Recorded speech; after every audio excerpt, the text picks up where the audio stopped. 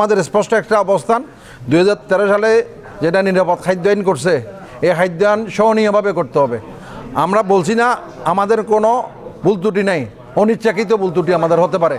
অনিচ্ছাকৃত ভুল ত্রুটির জন্য আমাদের পেনাল্টি হবে, জরিমানা হবে, কিন্তু অবাস্তব জরিমানা আমরা কোনোভাবে কোনো ব্যবসায়িক প্রতিষ্ঠান মানতে পারবে না, কারণ তার সামর্থ্য তো এটা নাই দেওয়ার মতো।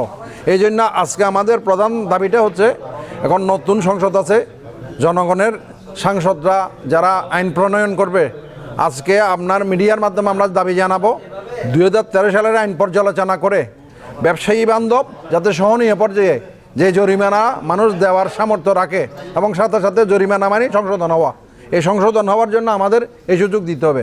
আর 13 সালের আইনের যদি বহাল রেখে আমাদেরকে জবাই করে দিতে চায়, তাহলে এটা বাংলাদেশ সরকার জানবে, ব্যবসায়ীদের জবাই করে দিলে বাংলাদেশের কী লাভ হবে।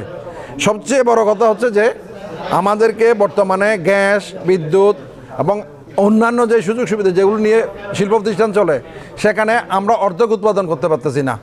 আর ইতিমধ্যে সরকারের তরফ থেকে ঘোষণা দেওয়া হয়েছে যে 2 বছরের মধ্যে স্বাভাবিক হবে না।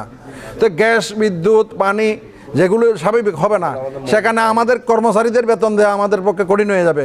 কিছুদিন পরে বিদ্যুৎ বিল দেওয়া, গ্যাস বিল দেওয়া, পানির বিল দেওয়া, যত ধরনের ইউটিলিটি বিল আছে এগুলো দিয়ে আমার জন্য কঠিন হয়ে যাবে।